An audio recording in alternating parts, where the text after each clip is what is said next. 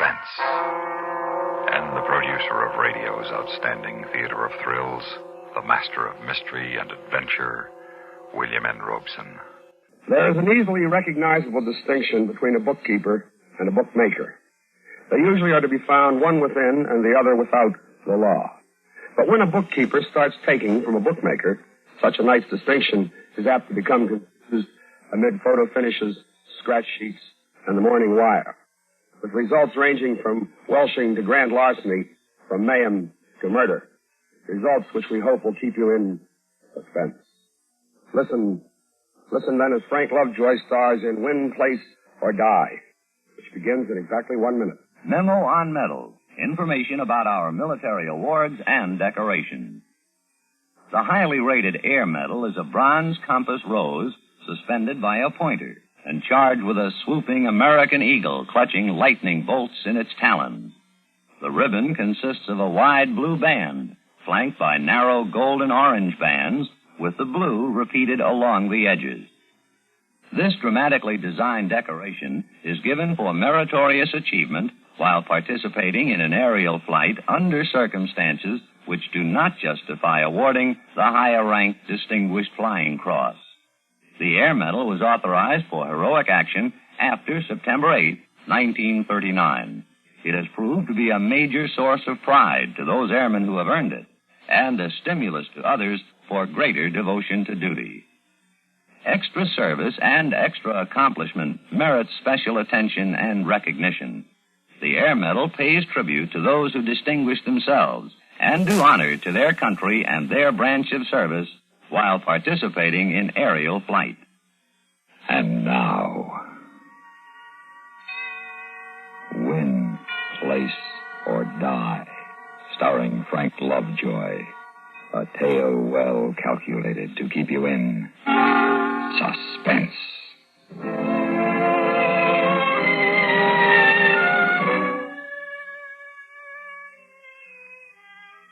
A salary will only go so far, and a bookkeeper's salary like mine not quite that far.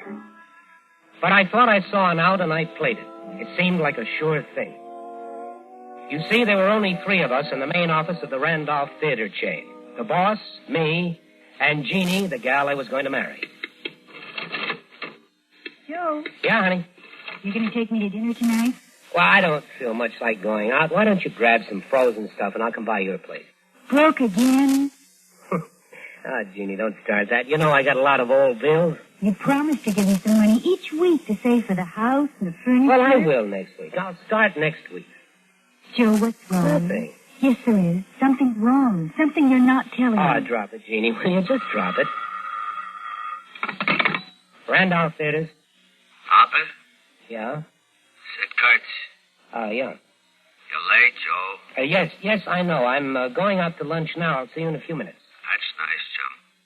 I'll be waiting at the corner. Who is that? That's the guy I'm working on a deal with. I'll tell you all about it someday. Don't wait too long, Joe. Randolph Theaters. Joe, this is Rita. I didn't get a letter from you this morning. Oh, I know. Rita, look. I can't give you anything this week. Joe, I have the rent to pay and Jimmy needs clothes. Yeah, I know, but I'm in a jam. I should think you'd at least want to support your son. Oh, get off my back, will you? Maybe if that girl you're running around with down at the office found out you have an ex-wife and a kid to support, she wouldn't think so much of you. Maybe I ought to tell her. You do that, and you'll never get another dime.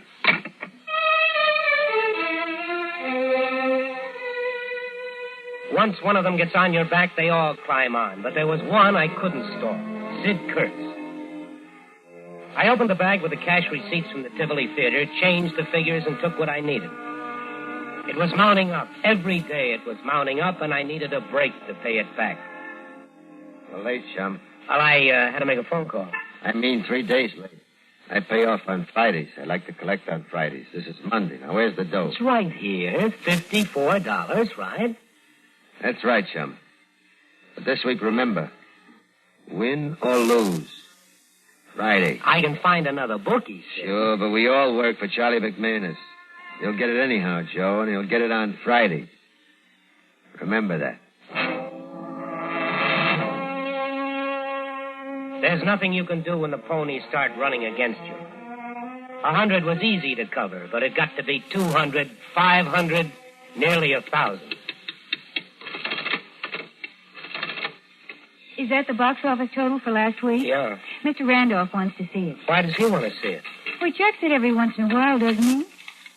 Is something wrong, Joe? Do I act as though there's anything wrong? Oh, hello, Hopper. Here's the tape, Mr. Randolph. Mm-hmm. Well, the grosses seem a bit low. Television. The weather, maybe. Yeah. Well, it's the long haul that counts. Our profit for the year. We'll know that after the audit. Audit? Yes. Oh, that's right. You weren't with us last year. We make our annual audit the end of this month, Harper. That'll be in 8 days.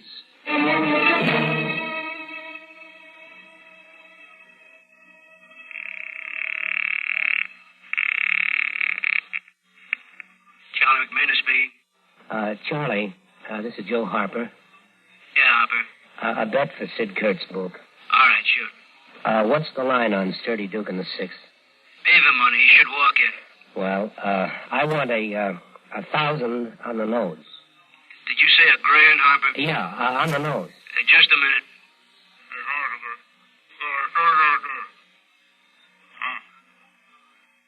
Harper, Sid Kurtz wants you to meet him for lunch. Oh, I can't. I got work to do. I won't take the bet unless you talk to Sid before the race. Well, okay. Tell him to meet me at the cafeteria.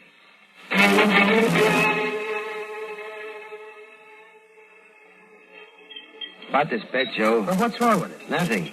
Except I'd like to have the dough before the race. That's McManus' orders. But I haven't got it. That's what I mean, chum. You can't afford that kind of dough. Oh, you've got to take the bet. I don't got to do anything unless McManus tells me. Well, look, Sid. I'm going to tell you something I'm not supposed to, but... Well, it isn't my bet. What do you mean? I'm placing it for Mr. Randolph. Randolph? Your boy? Yeah, You wouldn't kid me, would you, Harper? No, Sid, you know me. Yeah, I know you. All right, tell your boss he's got a bet. And the payoff day is Friday. Sure, Sid, thanks. I'm glad it ain't your bet. I've seen guys get themselves in a bind. They bet $2 and lose, then it's a 5, 10, 100. And it gets to be $1,000. That's where the trouble starts, Hopper. Loser starts small, and sometimes he winds up betting his life.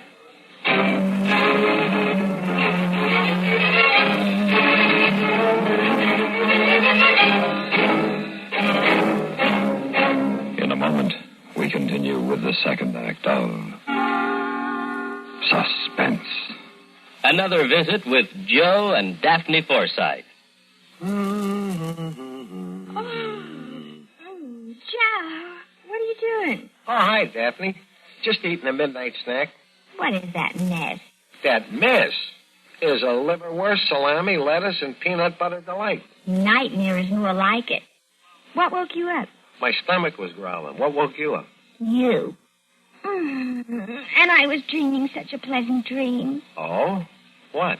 I dreamed all of our savings bonds had matured and we were cashing them in. That's kind of a dream I can appreciate. We were planning a trip around the world, and you bought me a fur coat, and I bought you that fishing tackle you want. Oh, it was gorgeous. Well, it doesn't have to be just a dream. Some of our savings bonds are ready to mature now. Joe, maybe we shouldn't cash them in. They can go on earning interest, you know, and it adds up fast. I know. That's why we started buying savings bonds, remember? With a bond a month on the payroll savings plan, our money is saved automatically. Stop waving that sandwich under my nose. You're making me hungry. Well, fix yourself a sandwich, ma'am. I got all the makings right over here. All right. Move over, you bond-buying midnight maverick. I'm going to fix myself a humdinger. And now, starring Frank Lovejoy, Act 2 of Win, Place, or Die.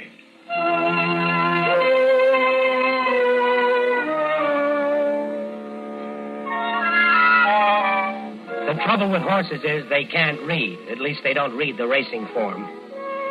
Sturdy Duke finished fourth. Next day, Time Step finished out of the money. Thursday, Atomic Dust ran out. By Friday, I was into Sid Kurt's book for $4,600. I waited all day for his call, but it never came. I thought I had one more day.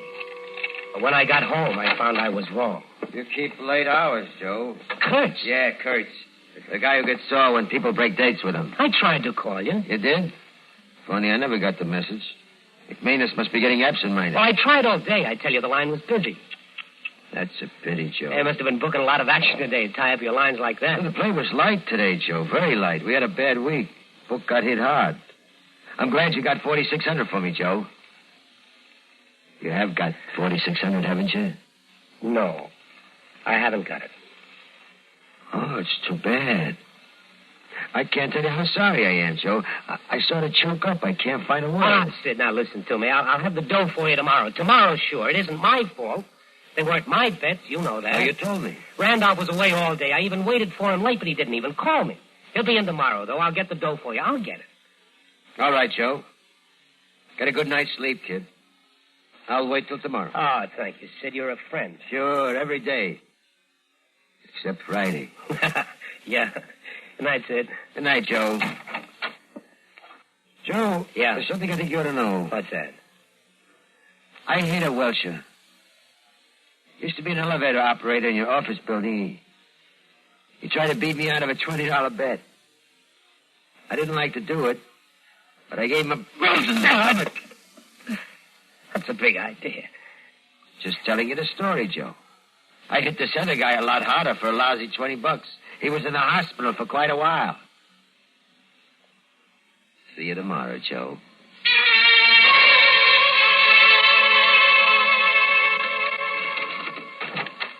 Morning, Jeannie. Morning. Morning, Hopper. Morning, sir.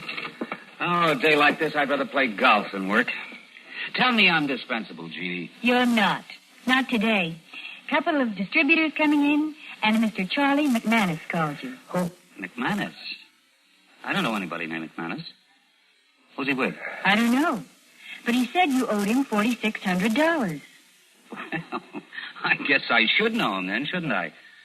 Do we have a creditor named McManus on the books, Hopper? No, we don't, Mr. Randolph. He wasn't very pleasant about it. He wants you to meet him tonight with the money. What did he say? Where? In the bar at the Tip Top Club. He said there'd be trouble if you went there by 9 o'clock. I don't like it, Mr. Randolph. Neither do I. Jeannie, you better call Mrs. Randolph and tell her I won't be home for dinner. You're going to meet this McManus? Whatever he wants. I certainly should find out about it. Well, maybe he made a mistake. He might have you mixed up with some other Randolph. Let me go talk to him. Thanks, Hopper. But when a man says I owe him money, I prefer to talk to him myself.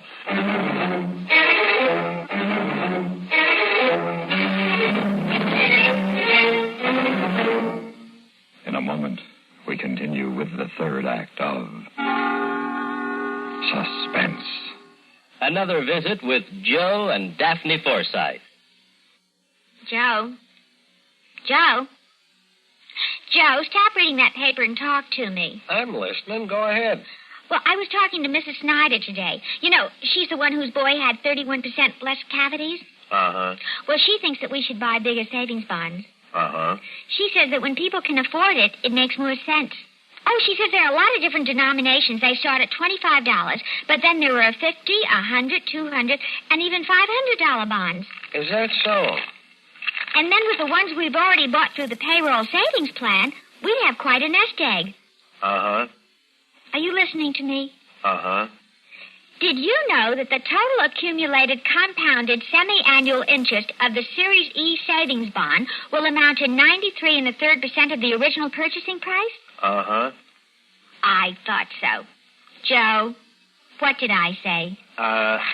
You said that United States savings bonds are a safe, easy way of investing.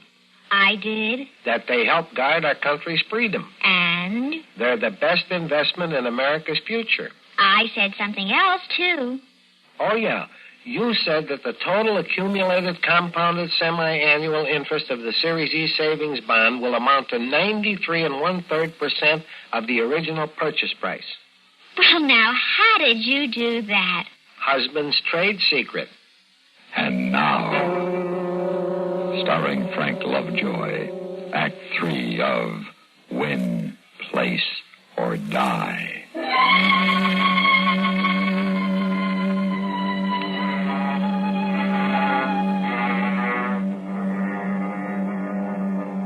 was a good thing Saturday was a half day because I had a lot of things to set up. I ducked out on Jeannie when we left at noon. All I needed from her was that she'd remember the phone call from McManus, and I knew she would. But I needed more from my ex-wife, Rita. I needed an alibi.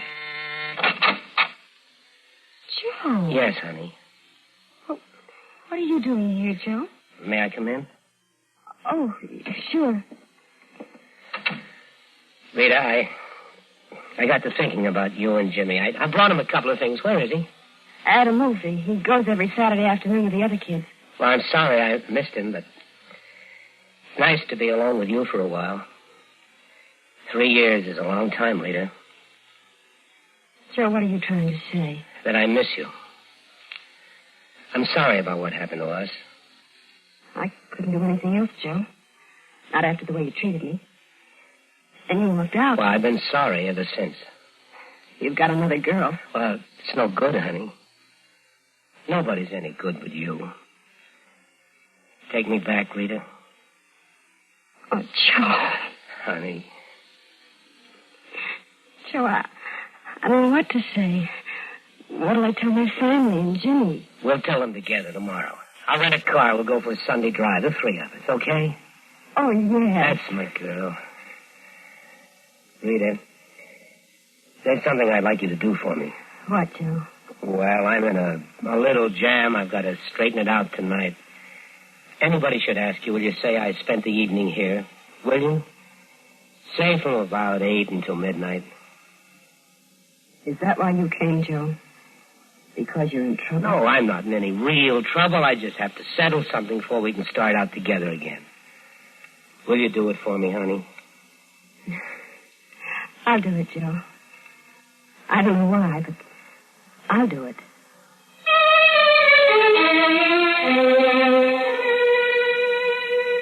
It was a setup, a sure thing. It couldn't miss. I went home and got the gun, a war souvenir I picked up for a few bucks. No registration to be traced. And at 8:30, I was in an alley beside the Tip Top Club when Mr. Randolph pulled up in a taxi and paid off the driver. All right, keep the change. Mr. Randolph. What? Who is it? Oh, it's me, Joe Harper. Hopper. What are you doing here? I came down to help you out. Help me with what? What do you have to do with it? You come back here in the alley. I'll explain it to you. It's far enough, Mr. Randolph. Oh, Hopper, what is it? Hopper! God!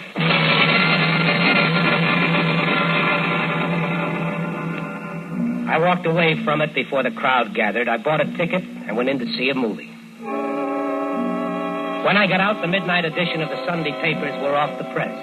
It was all there on the front page. Bookmaker arrested for murder of theater owner. Charles McManus charged with shooting. I went home. I had company again. I knew I would, but this was company I didn't have to worry about.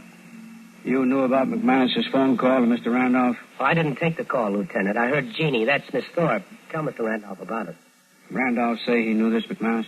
No, he denied it. You get along with your boss? Well, sure. Well, your story checks out with Miss Thorpe's.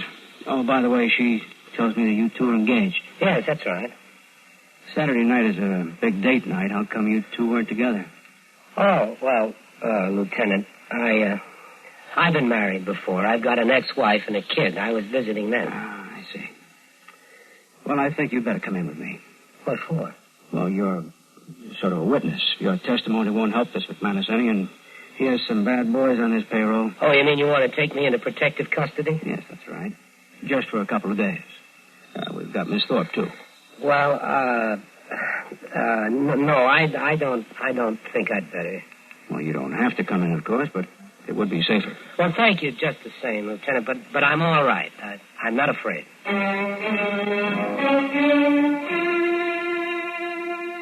I wanted protective custody bad, but I couldn't take it. I'd remembered something just in time. The auditor. They'd be in Monday. Randolph's death wouldn't stop that, and the books had to balance. I went down to the office and started to work. I worked the rest of the night and all day Sunday, changing figures, erasing slowly and carefully. Then I took some petty cash slips Randolph had signed and changed the amounts. By Sunday night, I had it right on the nose. I put the books away, got my coat, and... the phone. The office phone ringing on Sunday night. I didn't want to answer it, but I had to. Hello? Oh, Joe. Lisa, what's the matter? Why are you calling me at the office? Joe, I've been trying to get you at home all day. Well, how did you know I was here? The detective said you might be. He said he was going to look for you there. What detective? He answered the phone at your place. He asked me who I was, and I told him. Then he asked me where you were last night. Well, you told him I was with you? No. Why, Rita, why? Because I was mad at you. You promised to come today and take me and Jimmy for a ride. You didn't show up. I didn't know, Joe. I didn't know about the murder. And that cop Corrigan, he's on his way up here? Oh, his name wasn't Corrigan. He said it was Kurtz. Sid Kurtz. I dropped the phone and ran into the hall, and then I heard it, the whine of the night elevator stopping, the door sliding open. Hello, chum. Sid, you've got to listen to me. No time to listen, chum. The payoff day has been changed. It ain't Friday anymore. It's now. There was a fire axe on the wall. I tore it loose and threw it at him. It hit him and knocked him down. I turned and raced for the stairway, but he was on his feet and after me. I took the stairs 4 at a time, but he was right behind me. Only one more flight to the lobby, but I'd never make it now. An iron gate stretched across the stairs, and by the dim night bulb, I read this sign. This exit closed after 6 p.m. Tough luck, chum.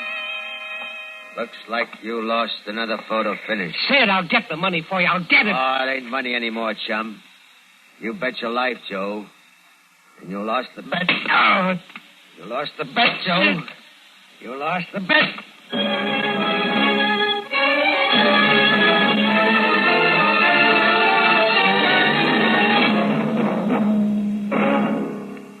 Suspense, in which Mr. Frank Lovejoy starred in William N. Robeson's production of Win, Place, or Die by Joel Murcott. Supporting Mr. Lovejoy in Win, Place, or Die were Joan Banks, Ellen Morgan, Joe DeSantis, Bill Quinn, and Jack Crucian. Listen. Listen again next week when we return with Stan Freberg in Alibi Me. Another tale well calculated to keep you in suspense. Suspense has been brought to you through the worldwide facilities of the United States Armed Forces Radio and Television Service.